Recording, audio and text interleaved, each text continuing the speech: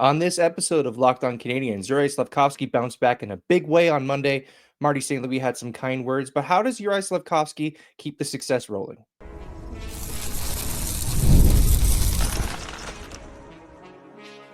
You're Locked On Canadiens, your daily podcast on the Montreal Canadiens, part of the Locked On Podcast Network, your team every day. Hello and welcome to episode 1219 of Locked On Canadiens. Thank you for making us your first listen of the day and for subscribing wherever you get your podcast doing. That supports the show and ensures you don't miss an episode. And Laura, normally we start the show with something else, but I do want to mention that this is the 100th episode of my era on Locked On Canadiens. So I cannot believe it's been that long. So thank you for tuning in. Thank you for continuing to make us your first listen of the day and for subscribing wherever you get your podcast. My name is Ian Boisvert, also known as that. Maybe it's Ian, and I'm joined as always by the incomparable Laura Saba, also known as the Active Stick. Laura, how are we doing today? Honestly, the vibes are still immaculate. So good. Nothing's bringing us down right now. And I'm so excited to be a Habs fan right now. It's really funny. Like today I went back to my office for the first time to like work in office since the end of the year. And I was driving in and I do a lot of thinking on my commutes because it's just me alone in my car. And I got like halfway there and I remembered, oh yeah, the Canadiens won last night and it was awesome. And I like smiled the rest of the way to work.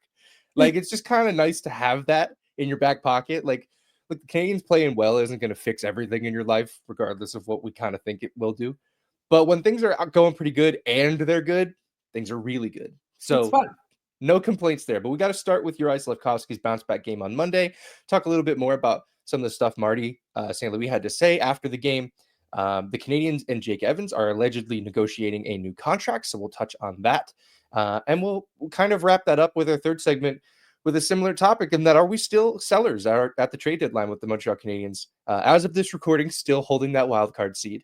It could change by the time you are listening to this, so you can stop commenting that we did not get it right because Ottawa and Detroit are about to play hockey. I get it. we will cross that bridge when we get to it. But we have to start with Yuri Slafkovsky and Marty St. Louis' praise of him. I'll start with Marty's quote. This is translated from French. One of Yuri's best games tonight. We needed that kind of performance from him. We kind of talked about Slafkovsky getting benched in the Colorado game. And you and I kind of had the same take, which is that like he could easily bounce back in one game and it wouldn't surprise us. And that's exactly what he did. Just over a minute into the game, he sets up Cole Caulfield to score the opening goal. And he put goals on guys' sticks all night. They just didn't go in. What about Yuri Slafkovsky's game on Monday night did you like the most? I think it was the resilience, right? Like we talked about when he did get benched, it was Martin St. Louis doing what he could to win that game, right? Like it was a strategic decision. His in-game decisions have gotten so much better over the course of the last couple of years. Who knew getting some practice would help? But I also just think that Yuri Slafkovsky, it could easily have been something where he would sulk. It would easily have been something where he would lose confidence, but he has a lot of confidence. And I think that's incredible. And I think everyone has a bad night at work, right? Like everyone has a bad day at work. You know, you're not performing at your 100% every single day. So the difference is with Yuri Slafkovsky, there's about 23,000 people in the arena that can see it and millions of people outside of the arena that can see it whenever he has a bad game. The rest of us get to do it in secret. But or at least in private. Or take a sick day. Or that too. Which, I mean, the only guy who can do that right now, it seems like, is Patrick Laine. Everybody's sick right now. That's my point. Stay home if you're sick. Patty Laine is doing the right thing. Stay home if you're sick. Don't make other people sick. Like nobody needs that right now. Anyway, so what I thought was he came out looking determined, like the way that he was playing, the way that he was carrying and moving and throwing around his body looked determined, right? And you can never forget that he's going to have to rely on his skill increasingly, but the fact that he just had to remember what he brings and then he brought it. Yeah. All of that's true, right? That when he is playing a confident brand of hockey, we know the kind of guy that he can be. He's a pain to deal with. He's a pain to deal with below the goal line. On the boards is where he created that play, right? He won a board battle, took it up the wall. He's comfortable along the wall as a playmaker, and he dishes it to Caulfield right in the middle of the ice. There was another one where he was down in the corner, and I know we've all gotten very upset with him for his no-look backhand passes, but this one was good. And I think it's because he scanned before making that play. He looked around, he saw Suzuki sitting in the slot, and then made it a no-look backhand pass. I think the thing that makes Juraj Slafkovsky so valuable in this market is that he can handle this market, and that's why the Canadiens picked him. Yes. Every time Marty has scratched him or demoted him or said they needed more from him and that his game wasn't going well, Slafkovsky took it on the chin, right? And he doesn't hide from it. He doesn't mope. He doesn't sulk. He said, "Yeah, he's right. I need to be better." Yeah. He takes that accountability and then goes out and becomes a better player because of it. Like, it seems like the pressure of Montreal, not only is Slafkovsky built for it, but it's almost built to make him better because Yes. of the kind of person that he is.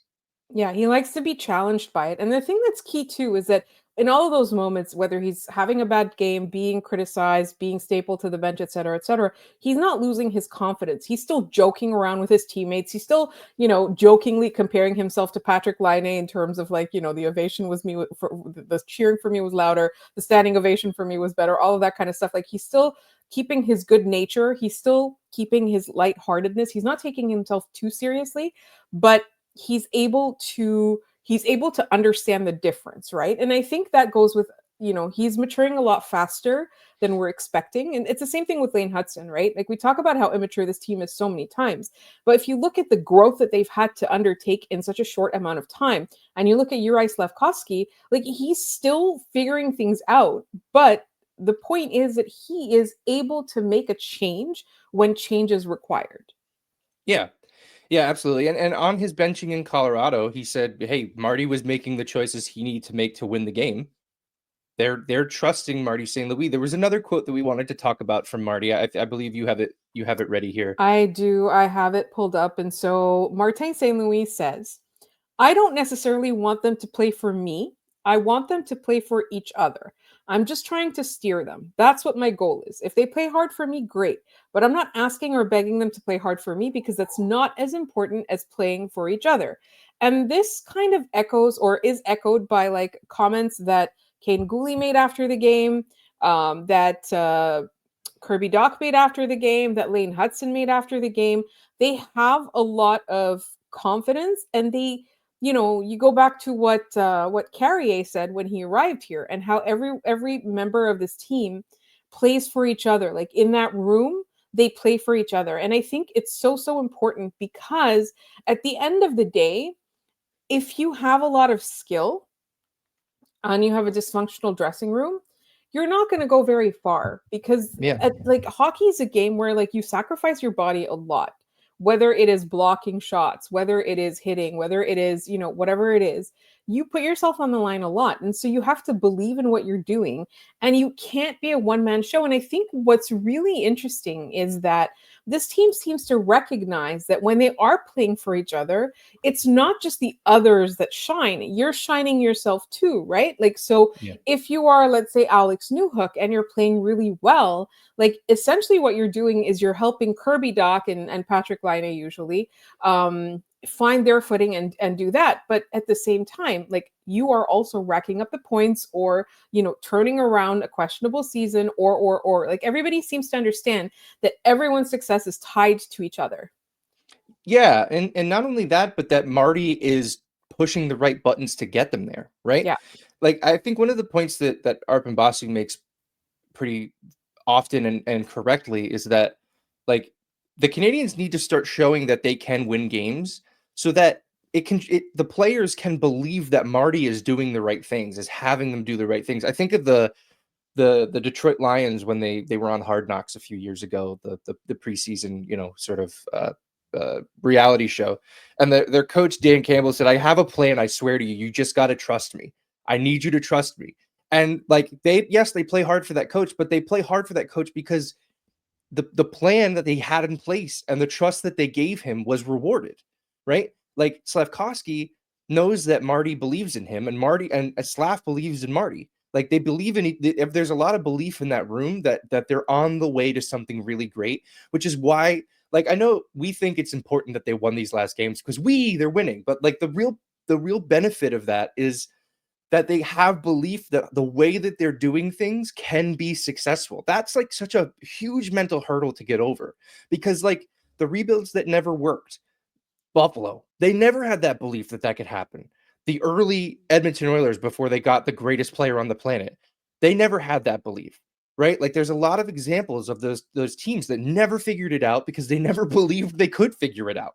They They never didn't saw the trust the light. process. They did not trust the process. And I think that matters a lot. Marty's process has been good. You notice how we're not talking about how they need to change defensive structure anymore? You ever notice how now they're just kind of good at it? Because they bought into it and they executed it, right? Like, and they didn't bail the second it got difficult. Right. That's also, to me is what lands. Is Marty didn't say, no, we're not doing this because it's easy. We're doing this because it's the right thing to do. Exactly. And also, I think the thing is that they couldn't do it, and then they had to figure out how to do it or get lost in the shuffle, right? And so I think that's also a huge message with the Justin Barron trade is, again, not to like crap on him unnecessarily, but the Canadiens saw something that wasn't fitting and they looked for something that would fit, because at that point they had the understanding of which players could execute and which ones could not. This particular system with this particular set of line mates or teammates.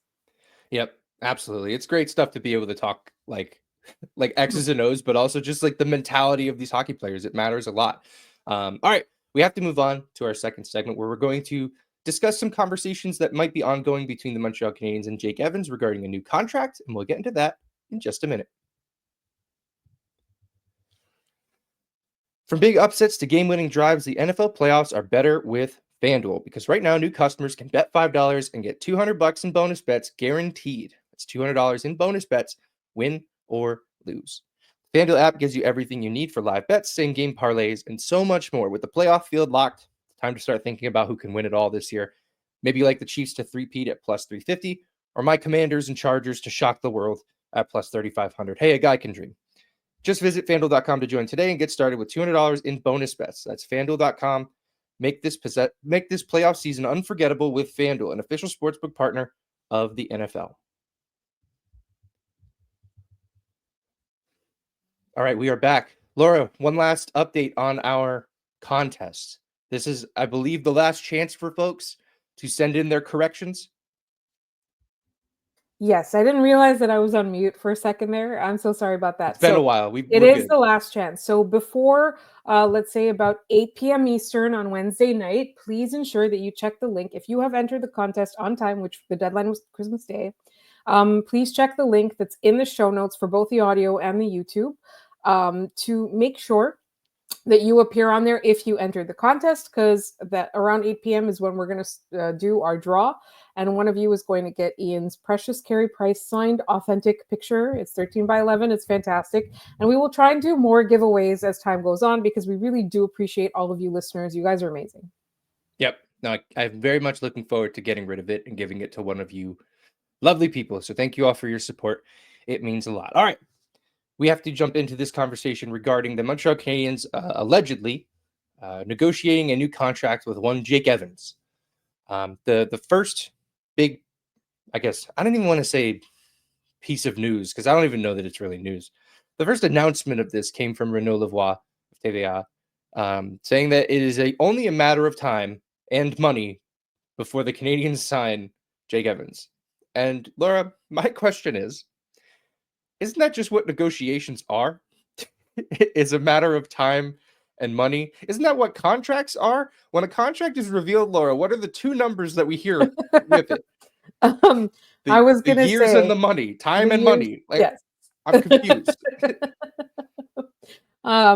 So I think this is the thing. Like, it doesn't necessarily mean that Jake Evans is going to sign. I think it's just, if you are Kent Hughes, you are not doing your job by not having the conversation with Jake Evans or his agent or everyone saying, what are your plans? Do you want to stay? What exactly, like, what ballpark are we looking at right now? Like, how do we make this happen? Because if Jake Evans is wildly out of their budget, then they have to trade him. No matter how good the vibes are right now, they're going to have to trade him to get something in return and not let him walk for free. So, and if you are Jake Evans' agent, seeing how he's playing right now, you are not doing your job well by not opening the conversation right at this moment where your stock is incredibly high, right? So this is just something where it makes sense. A matter of time and money. Like, I don't exactly know what else you would negotiate. Like I don't know, number of hours you can spend in the gym. I have no idea. Like I don't know A what those trade other. clause. Yeah. That's pretty much it. Like Like, how I, many I protein bars have to be in the in Brossard when you arrive? I have no idea. I it's literally all like compensation, all of it. and and it's fair for Jake Evans to be asking for a lot of money or a lot of term, right? He's playing amazing right now.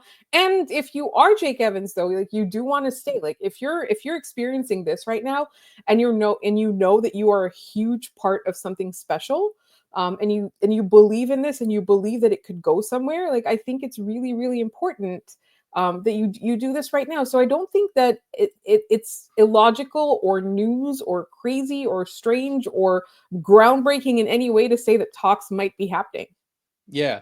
I'll say that there may be one thing about this that is groundbreaking, and it's when we find out if he does end up staying, we find out what the numbers are, what the term is, what the money is. Because I think it'll be the first indication of, can a winning Montreal Canadiens team get people to buy in at a lower price? Or a Can they lower get term. Jake Evans to take a hometown discount to stay in Montreal? Yeah. Like, because here's the thing. Jake Evans has been here through all of it, right? He played in the cup final. He's played on the worst teams. He's played on this team that's on the way up. If you can't get him to buy in and be a guy who takes less, how are you going to convince the best free agents to do that? Like, I find that to be sort of the linchpin in this, is that if Jake Evans comes in below market value, it's game on. Like, to me, it's okay. Now I think anyway, it at least sets the table for us to be able to say we can hope that these guys sign at lower prices. We kind Right. of have that already with Suzuki and I think Caulfield. Caulfield taking a lot more than maybe they could have on the open market. Yeah. But this is the first time it's happened where the team is actually kind of good. Yeah. So like they're becoming something. We see it happening in front of us. So I Yeah. think, to me, like that's what I'm watching for here is, one, can this be done not in a nasty way? So far, so good on that front. The Canadians have not really had any bad contract negotiations to this point. And can they get him at a reasonable or, very reasonable cap hit? I Yeah. think that that's, to me, what's most important here. And I think the lesson here too is that you try to think about all these teams where the vibes are amazing, and they either go on to do one of two things: one, become favorites who never win, or go on to contend and have a contending window, right? So you're talking about, like, again, we don't love the way that they went about this behind the scenes, but the Chicago Blackhawks you're talking about I want to mention Boston in there because they only do have one cup, but they went to the final a couple of times, right? A few times. Yeah. And LA, right? Teams like that. So what happens is, and then you look at teams like it's so easy to poke fun at Toronto for not winning, but like you want to look at a team as well. Remember when the Ottawa Senators were the best in the league, constantly winning, constantly, and then they had all these epic collapses. And I Yeah. think what you really want to avoid, in particular in a market like this, is right now we just talked about how all these players are playing for each other. But when they're all willing to buy in, take a hometown discount, want to be part of this, there's less of a risk of it being every man for himself, and any passengers get sent away. You have to be fully bought in, because you can't let that promise of contending get in the way of actually contending, right? Yeah. That you can't act like you've been there until you've been there. And I think that's so important. So when it's all of these guys that are buying into the plan and they are willing to take less or whatever, they're willing to compromise. I don't want to say take less. If they're willing to compromise, then the sign is you have that right group. That nobody's going to try to outshine the others, right? And so I think that's also a message that I'm seeing. Whatever happens with Jake Evans, like that's a message that I'm seeing. And I think it's going to be really, really important what the Habs do with Joshua Raw as well. Yeah. That sends the message, right? Yeah. Yeah, I think so too. And you mentioned the Leafs, they're always good and they never are able to finish the darn thing. But at the same time, like, they're the sort of contract structure you need to try to avoid. Not that like you shouldn't pay your best players. The problem is that they every time they paid their players, they waited until the last second to do it, and they didn't get any. They had no leverage in any of those deals. Remember, William Nylander almost missed a whole season because he waited until the deadline in December to sign as a restricted free agent. Like the Leafs star players, took Kyle Dubas and shook him upside down until the money stopped falling out. Like that cannot happen, and you expect to be a Stanley Cup caliber team. So like Right. that's why I mentioned like all of this with Evans is okay. If you can get him at a deal that's very, very good for the team and also helps set Jake Evans up for a lifetime of not having to worry about money, that to me, it doesn't mean you're going to be able to sign like, he's not available now, but Leon Draisaitl for $8 million. That's not what I mean. But like that, it at least lets you think, okay, maybe we can get some guys for a little bit cheaper or at market value because it's tough to get guys to come to Montreal. Remember Kevin Adams said there's no palm trees in Buffalo. I ain't never Yeah. seen any in Montreal either. So, that's going to be an issue. Right. And also like the taxes, everybody talks about the Yeah. taxes, blah, blah, blah. But this is a thing. Players want to go where they can win. In the absence of that, if no teams that can win are calling them, that's when they go to tax-free places. That's when they go to places that are quote unquote a good time. But players want to go where they can win, right? And I think, and a lot of times too, it's literally you look at a team, you think that they might have a chance a few years down the line, you make that compromise up front because you want to be part of that, you want to grow with it, right? Yep. And I think that's totally fair. And I think the Canadiens have something special. And I think the choice that they make, the choice that Jake Evans makes, will dictate what it's really about, and the choice that the Canadiens decide to make with Joshua Roy will also dictate that. Agreed. All right, we have to head into our final segment. We will ask one very simple question: are we still selling? We'll get into that in just a minute. I love going to live events, whether it's sports, music, theater, or comedy. One of my favorite memories last year was attending that Montreal Canadiens game in November against the Islanders. The energy and the excitement were unforgettable. Now, Gametime has made it even easier to get tickets for your favorite events with their new featured Gametime picks. This feature filters out the fluff to show you only incredible deals on great seats, so you don't have to waste time searching through thousands of tickets. Recently, I was looking for tickets to an upcoming Canadiens game using the Gametime app, and with Gametime picks, I found amazing deals and could even see the view from my seat before buying. The super deal was particularly impressive, offering great seats at unbeatable prices. Plus, the app's all-in pricing shows the total cost up front with no surprise fees at checkout. Take the guesswork out of buying tickets with Gametime. Download the Gametime app, create an account, and use code LOCKEDONNHL for $20 off your first purchase. Terms apply. Again, create an account and redeem code LOCKEDONNHL for $20 off. Download Gametime today. What time is it? It's game time. All right, home stretch, Laura, and we take a lot of mailbag questions from you guys. I would say over the last couple of months, it's been mostly about the selling value of upcoming unrestricted free agents. And I think those questions may cease to come in for a little while because Montreal has played themselves back into #the mix. I guess the question is simple, and I know now it's January. We're still months away from the trade deadline. Are the Montreal Canadiens still sellers at this upcoming trade deadline, Laura? If you're asking me today, the answer is no. If they crater between now and close to the end of February, then absolutely they're taking calls. I still think they should be taking calls just in case, right? Yeah.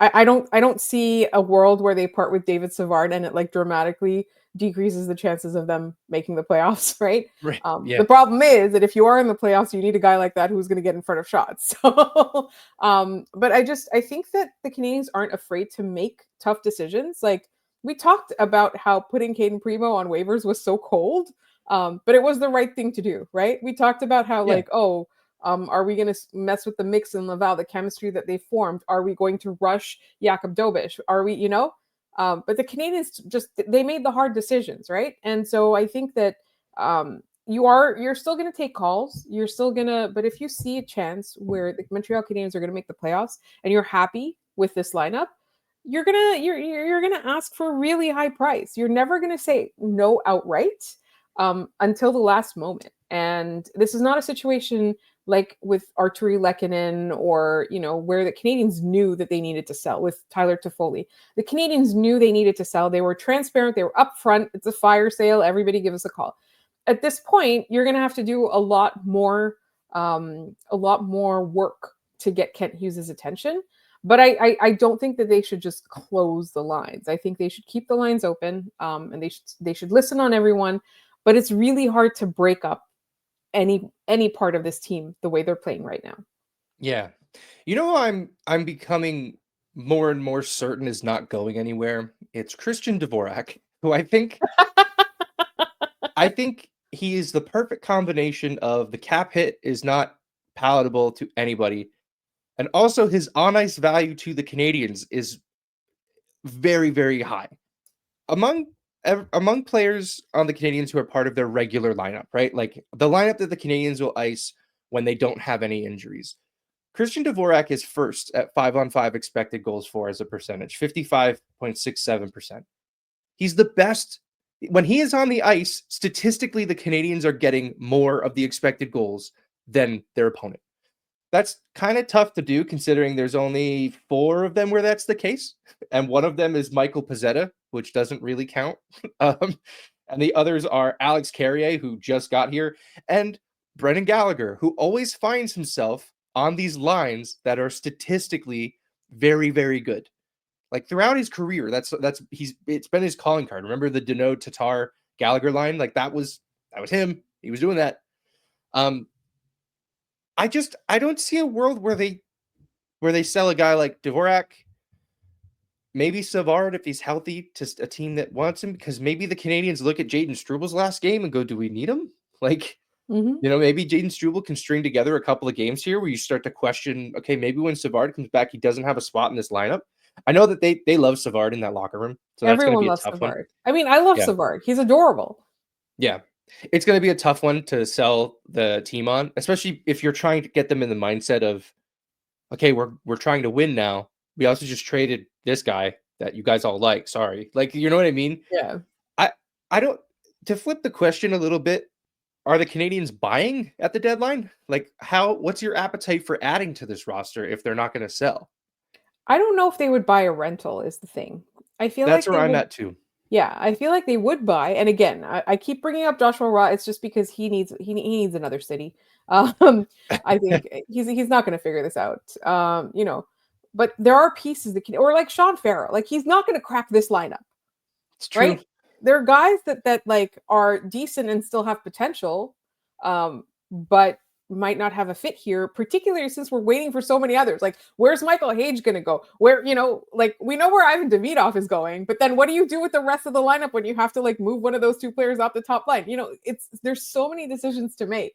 And there's so many players that have a lot of potential that will probably not be on this team next year or 2 years from now. So you can actually get a lot of value for somebody who still has maybe over a year left on their contract, who has potential. Maybe they need a fresh start. Maybe they have a lot of promise. Maybe somebody that Marty can do something with. And I think that they could be buyers. I don't think that they're buying rentals for a single playoff run, unless it's something like where it's a once in a lifetime veteran that they're going to learn from for 2 months, right? Yeah.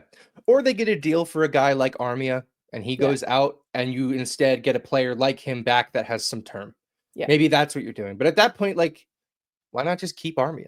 Exactly. Right? Like we're so far away, like so much can happen between now and the trade deadline that it's kind of tough to speculate, but it's cool to think about these things now and then in a couple months see how that's changed. Maybe the Canadiens rip off like a 10-game win streak and we're talking about them, like walking into the playoffs. Right. At that point, like maybe you get somebody. Like I remember when the Leafs, they were just starting to go for it, right? Like they got Thomas Plekanec. Okay, it wasn't much. They got Brian Boyle, right? Like Brian Boyle is the kind of guy that I could see, not him exactly, but like that profile of players stepping into Montreal. Yeah, exactly. The genre. That's a perfect way of saying it. I just think we're going to continue to have this discussion. With every win, it's going to tilt one way. With every loss, it's going to tilt back the other way. Everything's really hanging in the balance with a team that's just above 500. they get 2 losses in a row, everything's over. Yeah, the "we're so back, it's over" meter will swing violently back and forth.